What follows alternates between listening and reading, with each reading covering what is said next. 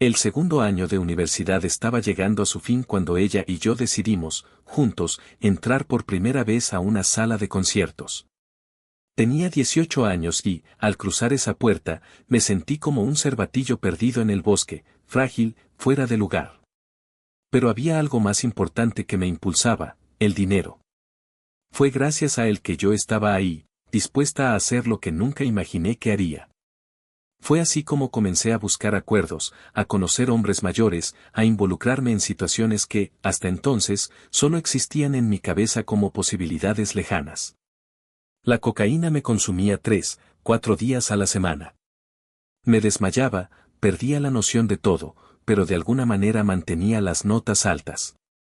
Nadie sospechaba nada. A los ojos del mundo, yo era simplemente un estudiante ejemplar. Los fines de semana se convirtieron en rituales de desnudos, una espiral sin retorno. Cuerpo expuesto, mente anestesiada, todo en nombre de una supuesta cura. De repente, la sexualidad ya no tenía límites para mí. Lo que antes era tabú se convirtió en una herramienta de poder, un despertar de mi divinidad femenina, como yo misma justifiqué. Seguí estudiando, dando clases de yoga, pero, sin entender, comencé a beber nuevamente. La cocaína volvió a circular en los baños, en medio de risas y miradas cómplices. Mi relación se abrió y él empezó a ir al club y pagar bailes privados. Pronto surgieron ideas, fiestas, grupos, experiencias que rayaban en lo ritualista. No había más barreras. Vivíamos una vida pagana, intensa, sin restricciones. Era como si hubiéramos tocado algo más allá de la realidad. Hoy tengo el agrado de darle la bienvenida a MC Kayla, una mujer con una historia que inspira y transforma. Su viaje es un testimonio de fortaleza y no puedo esperar a que la conozcas. Gracias por estar aquí, MC Kayla. Gracias por la invitación, Julio. Estoy emocionado de compartir mi viaje contigo. Empecemos por el principio, por lo que lo marcó todo, la infancia. Mis padres eran jóvenes, inmaduros y no planeaban tener un hijo. Pero llegué, y con ellos vino el peso de una herencia que no elegí. Mi familia llevaba la adicción como legado. Mi padre era el típico chico malo, traficaba con marihuana y cocaína. Mi madre, atraída por la adrenalina, se involucró con él y juntos me trajeron al mundo. ¿Cuántos años tenías cuando tu madre te tuvo? Solo 18. Quizás ya estaba embarazada a los 17 años. Nunca aprendieron a lidiar con las emociones, con las dificultades de la vida. La forma más sencilla era anestesiarse uno mismo y eso fue lo que hicieron. Mi madre me dejó con mi padre cuando tenía 3 años. Él, como dije, vivía en el mundo de las drogas, pero también en el mundo de las mujeres, los clubes de striptease, las chicas que jugaban al tarot y a la ouija. Todo esto era parte de mi vida diaria. Vi las ropas brillantes, los extraños rituales y me fascinó. Para mí fue hermoso, mágico, diferente. Desde muy temprana edad estuve expuesta a un universo donde lo sobrenatural se mezclaba con la vida cotidiana, y esto me insensibilizó a muchas cosas. Mencionaste que cuando eras niño ya escribías libros. Recuerdo uno sobre fantasmas. ¿Cómo fue eso? Oh sí. Con padres involucrados en abuso de sustancias y prácticas ocultistas, era natural que se abrieran portales. El tarot, la ouija, las drogas, todo ello atraía fuerzas que no entendía. Desde pequeña vi cosas. Al principio pensé que eran fantasmas, pero ahora sé que eran demonios. Se manifestaron de diversas maneras. Recuerdo estar despierto por la noche, viendo las sombras arrastrarse bajo la puerta del dormitorio de mi padre. Hoy entiendo que fue cuando consumía drogas y con eso vino algo más. Tenía unos 5 años, tal vez menos, cuando comencé a tener miedo de dormir. Las visiones eran constantes. En algún momento de primer grado, escribí mi primer libro sobre perros. Eran mi refugio, mi protección en medio del caos. Mi padre, cuando bebía o consumía, se volvía violento con su novia y mi perro era mi refugio seguro. Pero en tercer grado llegó el segundo libro, sobre fantasmas. Pasé noches investigando en la biblioteca, obsesionado con lo paranormal. Creí en el mundo espiritual porque lo vi con mis propios ojos. No vi hadas, pero creía en ellas. Si hubo cosas de miedo, también debe haber un lado bueno, ¿no? En casa, nunca se mencionaba a Jesús. Hasta que, a los 9 años, mi madre salió de prisión. Seguía consumiendo drogas, jugando con la ouija, intentando comunicarse con amigos que habían muerto por sobredosis. Pero a pesar de todo, ella había sido criada en un hogar cristiano. Conocía la Biblia, creía en Dios. Cuando le conté lo que vi, ella me enseñó algo que lo cambió todo: si dices en el nombre de Jesús, ordenales que se vayan, tienen que irse. No importaba si ella misma no lo había experimentado. Esas palabras plantaron una semilla en mí. No necesitaba vivir con miedo. Ella me dio un crucifijo y regresé a casa decidido a intentarlo. Recuerdo sentir una presencia oscura en mi habitación, de pie, pequeña, sosteniendo con fuerza la cruz. En el nombre de Jesús, te ordeno que te vayas. Y algo cambió. No fue un milagro instantáneo, pero sentí alivio, una chispa de esperanza. Todavía no entendía a Jesús ni el poder de la cruz, pero algo dentro de mí sabía que había encontrado un arma. Y, en una de esas noches, vi algo diferente, una mujer azul. Era la primera vez que se manifestaba algo más que miedo. Y el agua caliente corriendo por mis brazos mientras susurraba: Dios, si estás allí, ayúdame. Muéstrame que no estoy solo. No fue una oración hermosa, ni estuvo llena de fe. Era el llanto de un niño destrozado, una petición desesperada que apenas sabía formular. Pero algo respondió. No con palabras, no con un gran milagro, solo con una inquietante quietud, como si alguien hubiera puesto una mano invisible sobre mi hombro y hubiera dicho: estoy aquí. Esa presencia azulada volvió otras veces después de eso. No habló, no me tocó, pero su simple existencia me hizo sentir menos abandonada. Años más tarde, cuando finalmente entendí quién era ella, lloré. Porque me di cuenta de que incluso en los momentos en que pensaba que Dios me había olvidado, Él ya estaba trabajando detrás de escena, enviando a su madre a cuidar de mí. Y ella no vino a juzgarme, ni a asustarme, vino a orar por mí, como una madre que ve a su hija perdida y no se rinde. Pero la vida no dejó de ser cruel solo porque encontré un refugio espiritual. A los 12 años mi cuerpo ya tenía las marcas de un mundo que no me protegía. El chico de 16 años que me quitó la virginidad no vio a una niña, vio una presa fácil. Y yo, que nunca había aprendido a decir no, le dejé tomar lo que quería, como si fuera la única manera de sentir que alguien me quería. Luego vino la vergüenza, el vacío, la sensación de que había arruinado algo que debería haber sido especial. Entonces comencé a repetir el error, como si pudiera arreglar el pasado reescribiéndolo con otros cuerpos, otras manos, otras mentiras. Esta vez será diferente, pensé, mientras me hundía cada vez más en el mismo pozo. Las drogas llegaron como una vía de escape rápida. Primero, las pastillas robadas del armario del padre de mi amigo, una sensación de ingravidez, de olvido. Entonces, marihuana, especias, alcohol, cualquier cosa que me hiciera dejar de sentir. En la escuela yo era la chica problemática, a quien nadie tomaba en serio. Los profesores suspiraron cuando entré al salón, susurraron mis compañeros. Ahí viene la hija del narco, decían, como si mi apellido fuera una frase. Y, en cierto modo, lo fue. Porque llevaba el peso de un padre que vendía metanfetamina, de una madre que apenas podía levantarse de la cama, de una infancia que me habían robado antes de saber lo que era ser niño. La iglesia, cuando finalmente apareció en mi vida, era más bien una farsa. Mi padre, entre un brote y otro, nos arrastraba a los servicios como si eso fuera a lavar sus pecados. Vamos, familia perfecta, dijo, con una sonrisa forzada, mientras detrás de sus ojos veía la oscuridad retorciéndose y girando. Y aprendí, la fe era solo otra máscara, otro teatro. Dios era un juez distante, no un padre.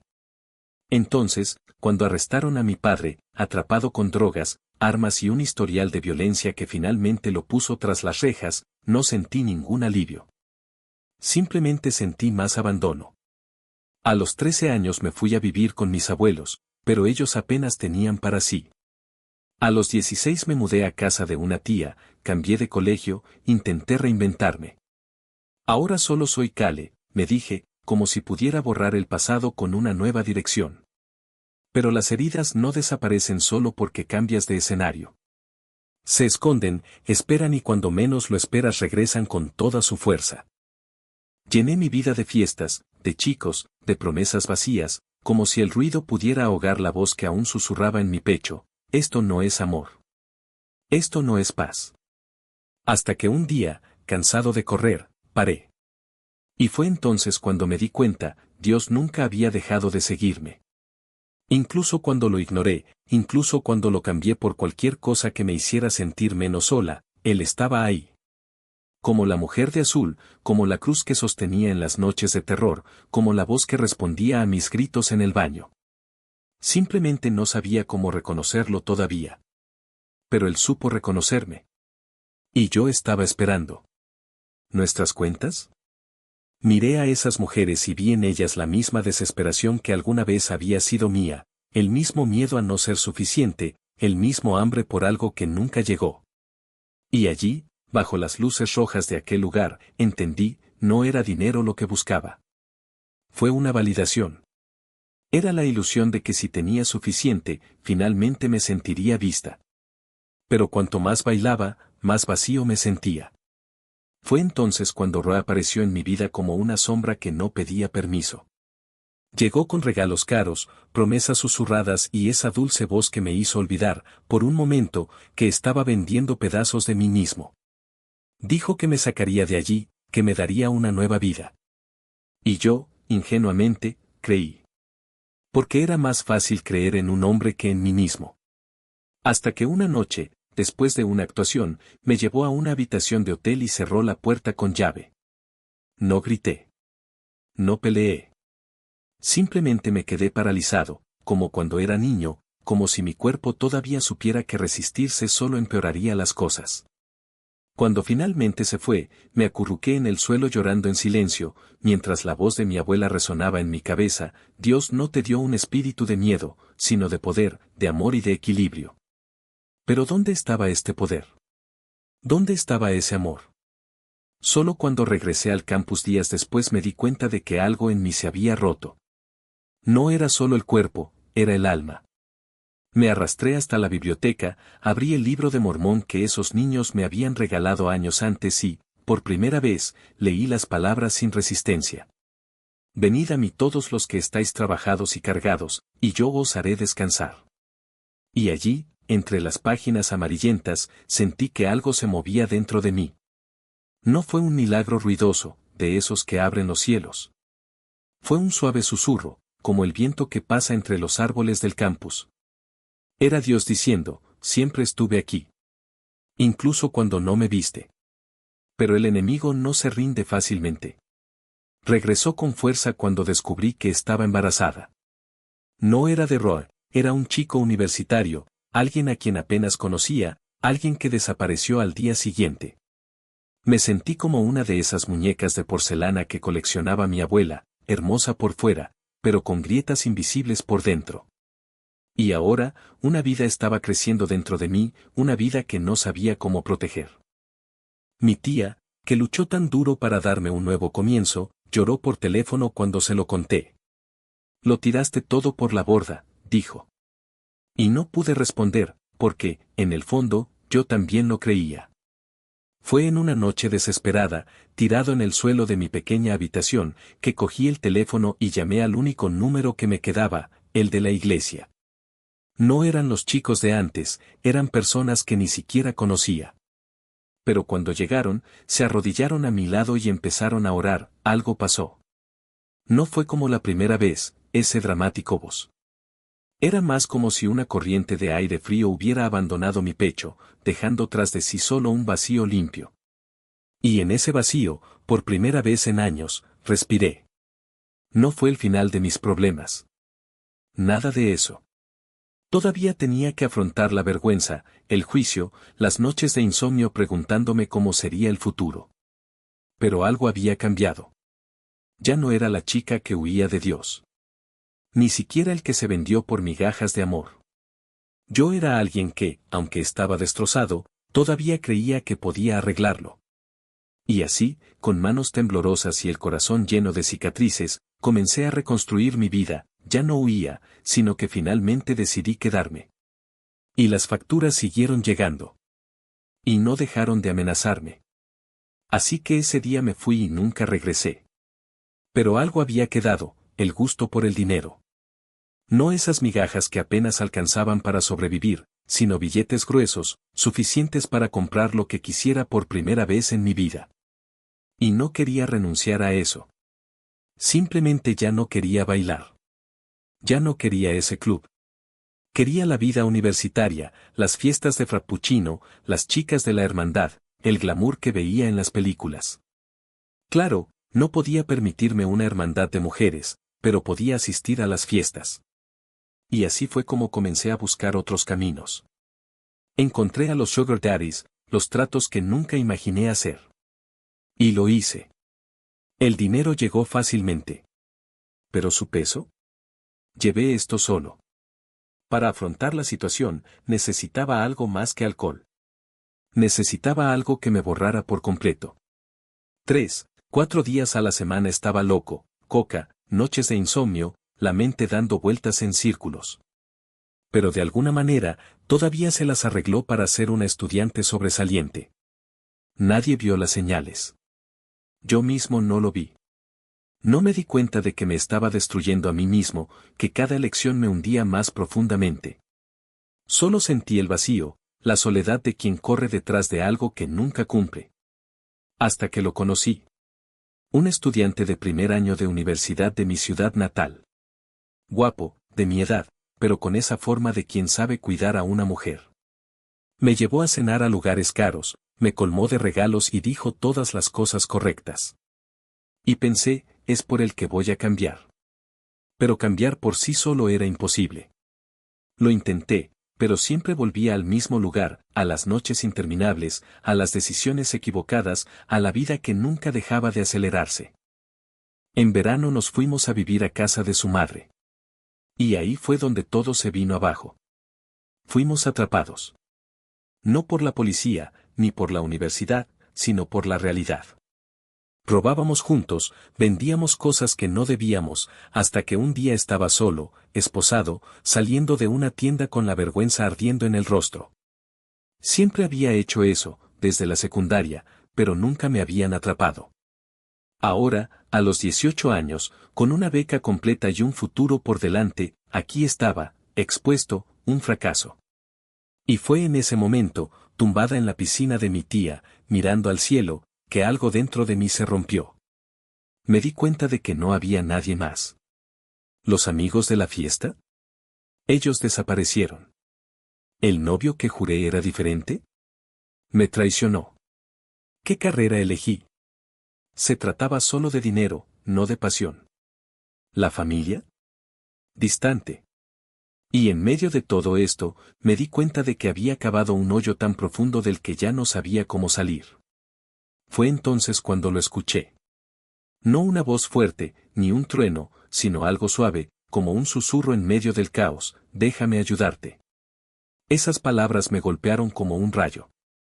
Siempre pensé que Dios era un juez dispuesto a condenarme. Pero allí, en mi peor momento, no me ofreció ningún castigo. Ofreció ayuda. Y lo agarré. Comencé a asistir a servicios en línea, a hacer trabajo comunitario en la iglesia que seguía en línea. Por primera vez sentí algo real, el Espíritu Santo, una presencia tranquilizadora. Quería más. Pero luego volví a la universidad. Era una universidad liberal, donde el feminismo iba en aumento y el discurso era claro, el patriarcado es el enemigo.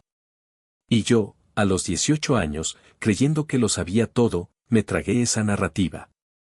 Rechacé a la iglesia, rechacé todo lo que oliera a control. Solo quieren arrestarnos, pensó. Pero en el fondo todavía sabía que necesitaba a Dios. Todavía sentía la herida abierta, la necesidad de sanar. Entonces busqué algo más. Algo que prometía paz sin exigir mucho. Así encontré el yoga. Y con ello, una puerta que no sabía que estaba abriendo. No se trataba solo de posturas y respiración, era toda una filosofía.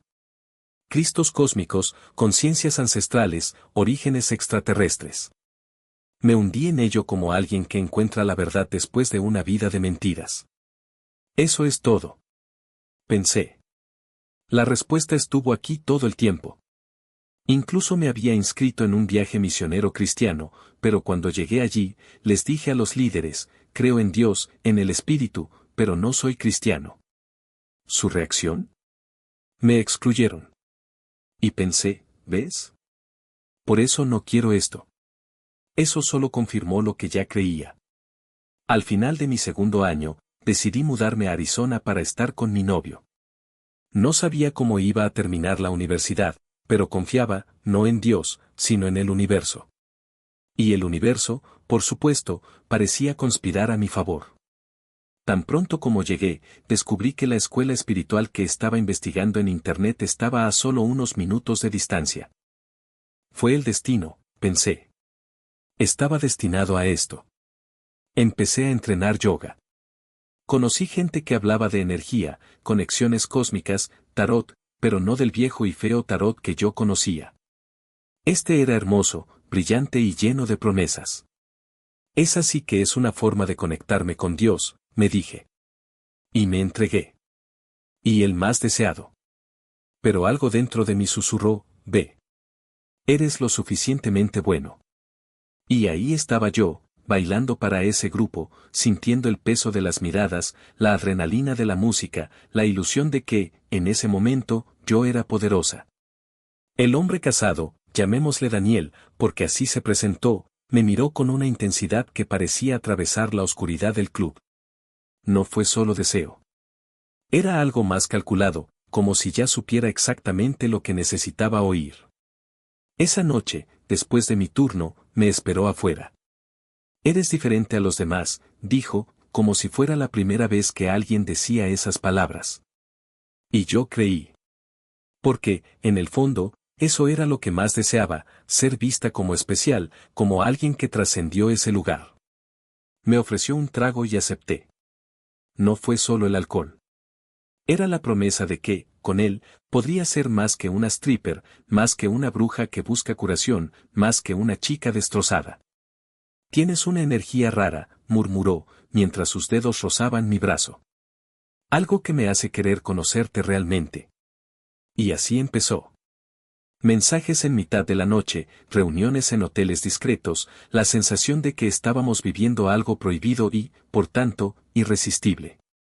Daniel sabía exactamente cómo manipularme. No habló de amor, no de inmediato. Hablaba del destino, de almas gemelas que se reconocen en el caos, de cómo el universo conspira para unirnos. ¿No crees en las coincidencias, verdad?, preguntó, y yo negué con la cabeza, hipnotizado. Porque, por supuesto, lo creí. Después de todo, ¿no fue eso lo que me enseñaron todas mis prácticas espirituales?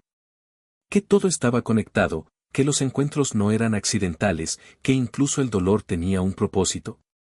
Mientras tanto, mi prometido, o lo que quedaba de él, se hundió cada vez más en la misma espiral.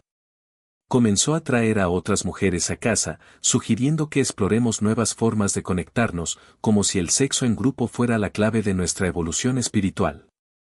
La monogamia es una prisión, dijo, haciéndose eco de las palabras de mi gurú, quien predicaba que los celos eran una emoción de baja vibración.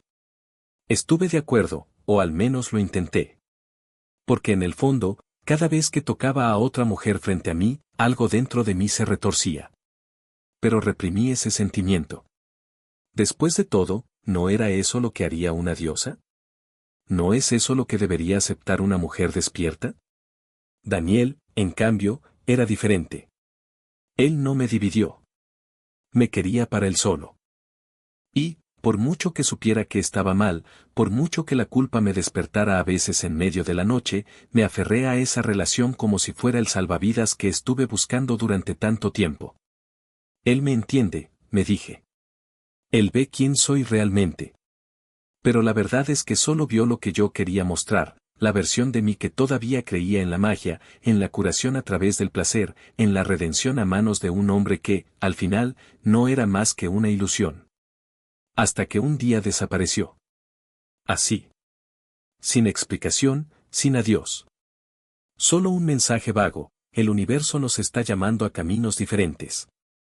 Y me quedé allí, con el corazón hecho pedazos, preguntándome cómo podía ser tan ingenuo. ¿Cómo podía creer que alguien que me conoció en un club de striptease, que me utilizó mientras estaba de paso por la ciudad, pudiera ser mi salvador? Pero la peor parte no fue la traición. Fue darme cuenta de que, incluso después de todo, todavía lo deseaba. Todavía quería ese veneno, esa falsa conexión, ese espejo que reflejaba solo lo que yo quería ver. Fue en ese momento que algo dentro de mí empezó a resquebrajarse.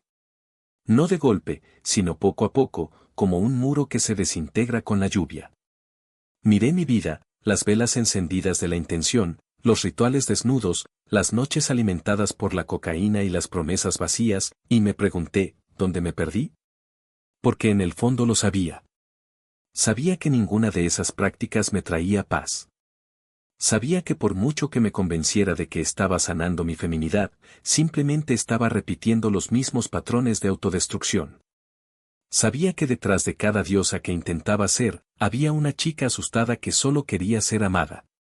Y luego, por primera vez en años, escuché ese susurro nuevamente. Ni el susurro del destino, ni el susurro de la energía cósmica, ni el susurro de las diosas paganas. Era algo más antiguo, más profundo.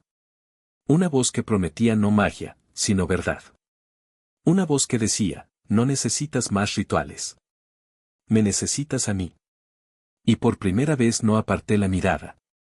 Apartamento, con paredes de mármol y luces doradas reflejándose en infinitos espejos. Vi mi reflejo multiplicado, no como era, sino como ellos querían que fuera, una diosa del placer, una sacerdotisa del deseo, una mujer que no necesitaba nada más que su propio cuerpo para gobernar imperios. Esto es poder, susurraron las voces, ahora dulces como miel envenenada. Eso es libertad.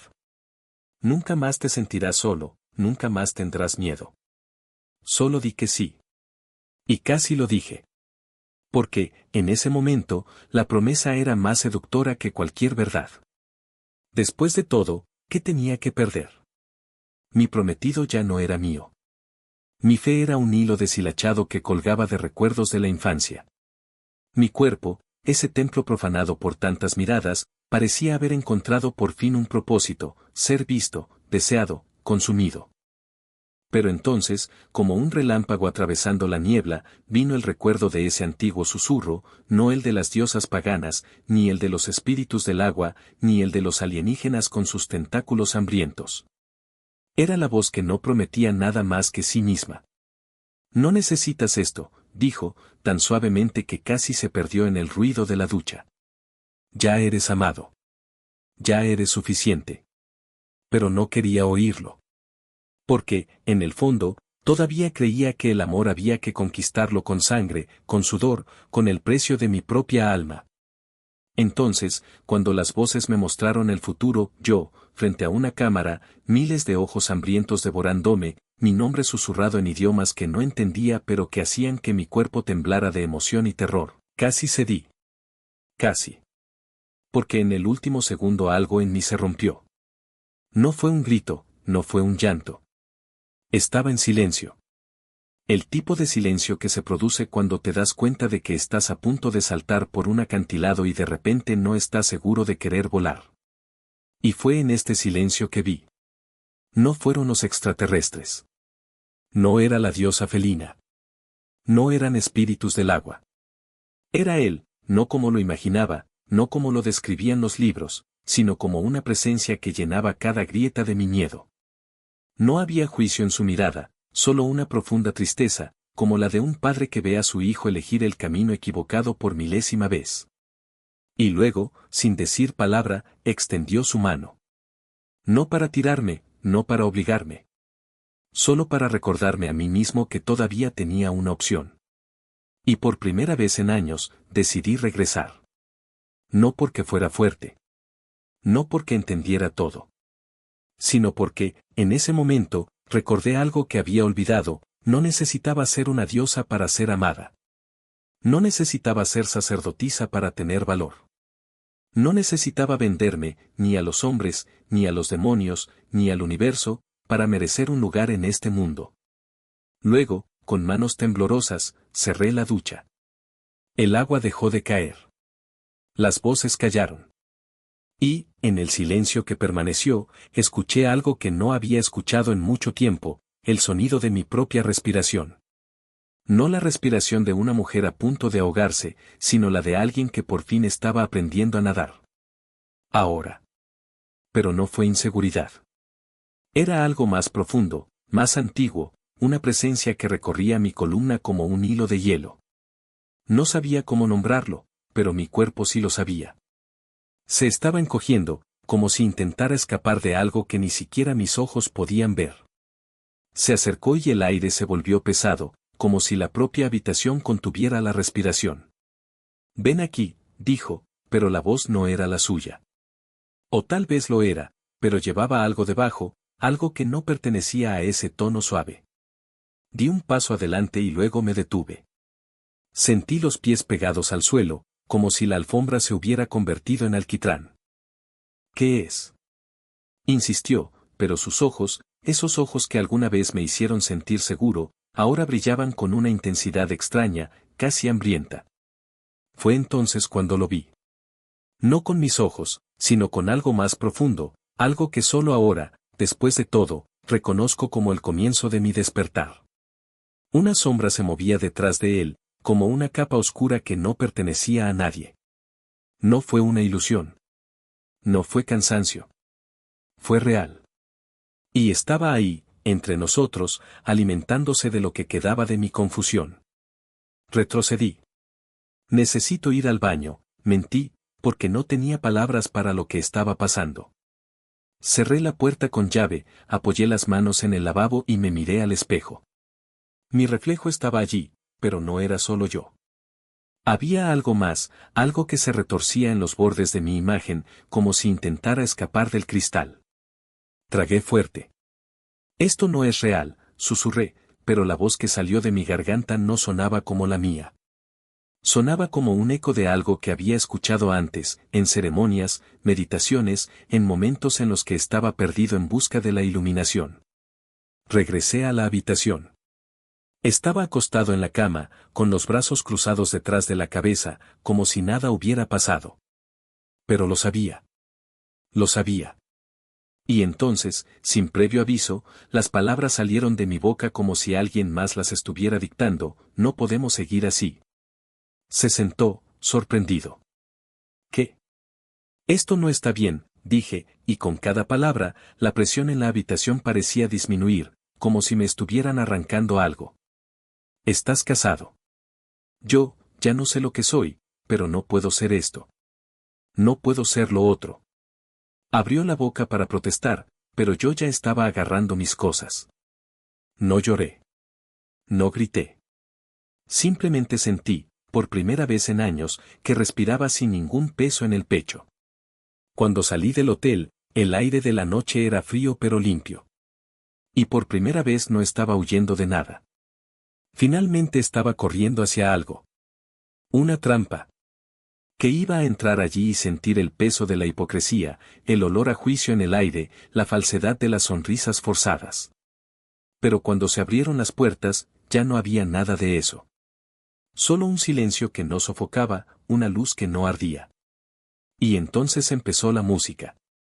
No era el tipo de sonido que esperaba, ese ritmo rápido, los aplausos ensayados, los gritos calculados. Era algo más antiguo, más profundo. Como si cada nota hubiera sido arrancada de un lugar que ni siquiera sabía que existía dentro de mí. La gente que me rodeaba no fingía. Lloraron, levantaron las manos, algunos temblaron. ¿Y yo? Solo podía quedarme allí, quieto, con el pecho apretado, como si estuvieran desenterrando algo. La mujer que me llevó, la que odiaba, se acercó y me susurró: «¿Sientes esto?». No respondí. No era necesario. Porque, por primera vez, lo sentí. No fue el temor al diablo, no fue la vergüenza del pecado, no fue la ira por haber sido engañados. Era algo más simple, más aterrador, la sensación de que, tal vez, no estaba solo. El pastor empezó a hablar y sus palabras no eran un sermón. Fueron una invitación. Dios no está aquí para condenaros, dijo. Él está aquí para encontrarte donde estés. Y quería reírme. Porque durante años había construido muros contra la iglesia, contra los cristianos, contra cualquier cosa que oliera a fe. Pero ahí, en ese momento, las paredes empezaron a resquebrajarse. No me convertí ese día. No caí de rodillas, no hice promesas, no lloré al pie de una cruz. Pero algo cambió. Algo que no pude explicar, pero que me hizo volver a la semana siguiente. Y en el otro. Hasta que un día, sin previo aviso, volví a estar allí y las palabras del pastor ya no eran un eco lejano. Eran una pregunta directa y urgente: ¿quieres ser libre? Y me di cuenta de que, toda mi vida, había confundido libertad con rebelión. Con noches sin límites, con elecciones sin consecuencias, con la ilusión de que yo era dueño de mi propio destino. Pero allí, en aquel banco de madera, entendí, la libertad no era hacer lo que quería. Ya no era tener miedo de lo que ya había hecho. Así que cuando volvió a preguntar, ¿quieres ser libre?, no dudé. No lloré. No grité. Me limité a asentir, como si una parte de mí conociera la respuesta desde hacía mucho tiempo. Y por primera vez no estaba huyendo de nada. Finalmente estaba corriendo a casa. Oscuridad, escuché una voz. No era un sonido, sino una presencia, algo que vibró dentro de mi pecho, como si las palabras hubieran sido escritas directamente en mi sangre. Ya sabes quién soy. Y entonces, sin previo aviso, la luz se expandió, no como un relámpago, sino como un lento y paciente amanecer que disolvió cada sombra hasta que estuve completo dentro de ella. Ya no había abismo. No había más miedo. Solo ese calor, esa certeza absoluta de que si me caía, me atraparían. Me desperté con la cara húmeda y las manos temblorosas, pero por primera vez en años, no de terror, sino de alivio. Como si cada duda que había cargado fuera un peso que alguien finalmente me hubiera quitado de los hombros. No necesitaba pruebas. No necesitaba señales.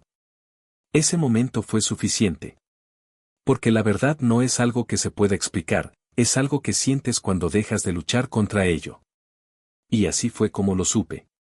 No porque alguien me lo dijera, no porque lo leí en un libro, sino porque él se reveló en el único lugar del que no podía escapar, dentro de mí. Ese día dejé de cuestionarme. Dejé de negociar. Simplemente me rendí. Y, contrariamente a lo que siempre había imaginado, rendirme no fue debilidad, fue la primera vez que realmente me sentí fuerte. La relación terminó poco después. No con un grito, no con una escena, sino con una decisión silenciosa, como arrancarse una venda poco a poco para que no duela tanto. Lo llamé y le dije que ya no podía más. No lloré. No rogué. Simplemente hablé y las palabras salieron con firmeza, como si las hubieran ensayado durante años. Intentó discutir, intentó arrastrarme de nuevo al lío, pero ya no estaba allí. La mujer que aceptaba migajas, que se contentaba con promesas vacías, había quedado atrás en el abismo de ese sueño. Ahora solo quería la luz. Y llegó la luz. No de golpe, no como un milagro espectacular, sino como un hilo de esperanza que se fue tejiendo día tras día. Primero, fue la paz de despertarme y no sentir ese nudo en el estómago. Luego, fue el coraje de mirarse al espejo y no apartar la mirada. Y entonces vino la sorpresa: la vida no se acabó cuando dije que no. De lo contrario. Empezó a tener sentido.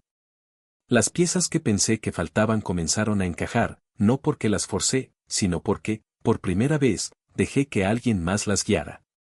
La iglesia se convirtió en mi refugio, sí, pero no como un lugar de reglas o juicios.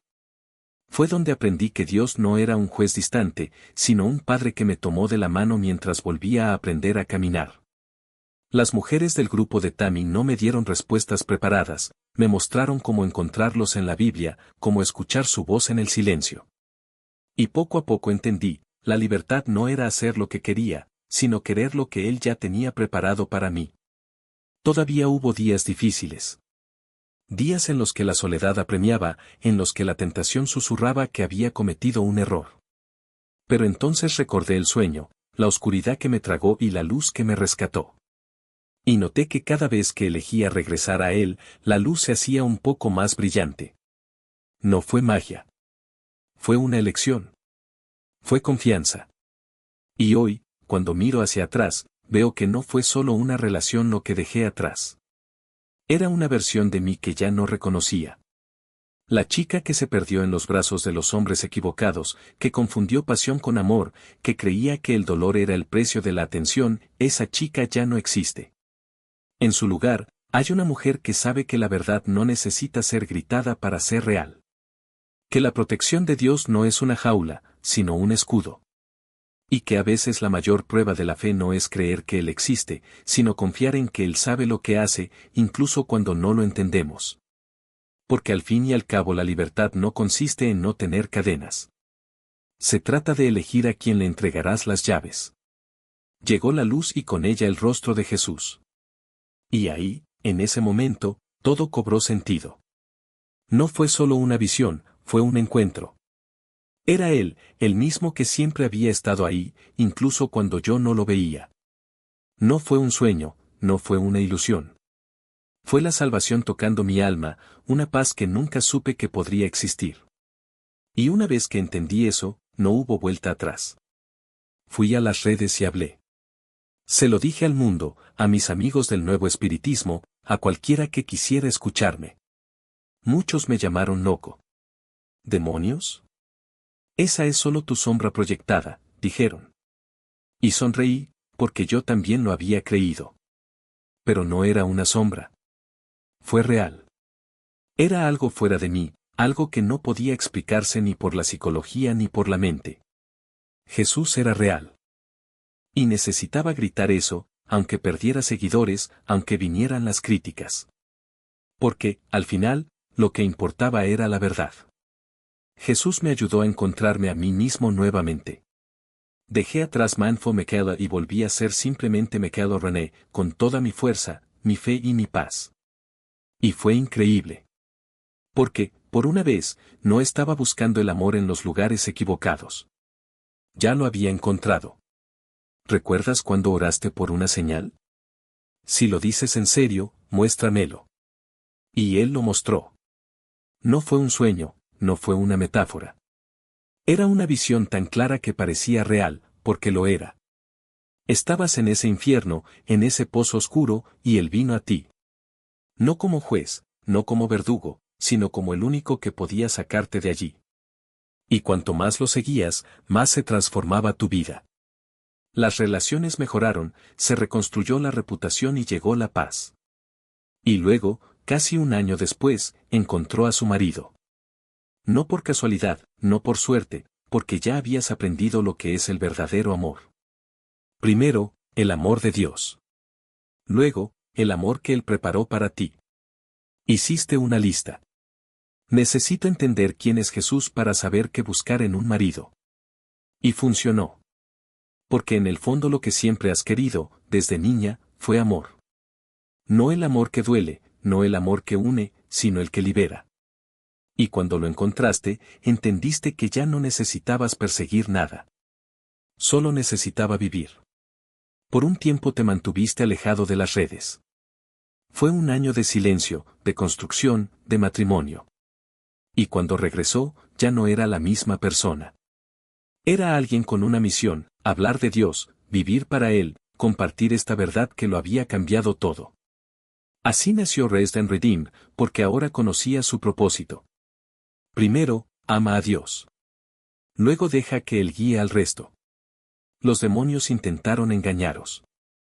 Susurraron, vas a ser famoso en Internet, ganarás dinero con ello, vivirás una versión distorsionada de lo que Dios planeó. Pero Dios ya tenía el verdadero plan. Lo que ofrecieron fue una falsificación barata. Ahora, usas esa misma plataforma, esa misma voz, para hablar de Él. Mostrar que la luz siempre vence a la oscuridad. Y hoy, mirando hacia atrás, ves cómo todo encajó. Como diablos viviste se convirtió en el terreno donde floreció la gracia. Como las heridas se convirtieron en testimonio. como incluso el dolor tenía un propósito. Entonces, para cualquiera que escuche y todavía se sienta perdido, para cualquiera que cargue con las cicatrices de una infancia difícil, para cualquiera que luche contra la vergüenza, para cualquiera que piense que Dios no ve, Él sí. Él siempre lo vio. Y si lo dejáis, Él os sacará de este lugar.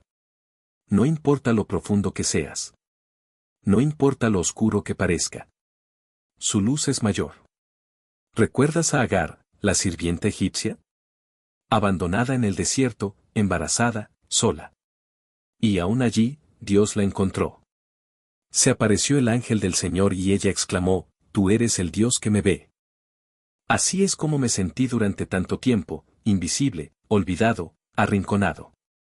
Pero Él me vio. Y me sacó de allí. Entonces, si hay algo que quiero que aprendas hoy, es esto: Dios no tiene miedo de las partes feas de ti. No huye de su vergüenza. No le asusta su pasado. Él quiere que vengas a Él con todo, con los dolores, las dudas, los errores. Porque solo cuando entregamos todo, Él puede comenzar a reconstruir. Y ahora, si me lo permiten, me gustaría orar por ustedes. Para todos los que están escuchando y necesitan esta reunión. Para todos los que están en la oscuridad y no saben cómo salir. Papá, gracias. Gracias por revelar tu verdad, por mostrar tu amor de maneras que no podemos ignorar. Señor, oro por cada persona que escuche esto hoy, para que tú te reveles a ellos. Que tengan el valor de orar con valentía, de pedir una señal, de buscarte de verdad. Que abran su corazón para conocerte, para probar tu palabra, para vivir como el Señor enseña.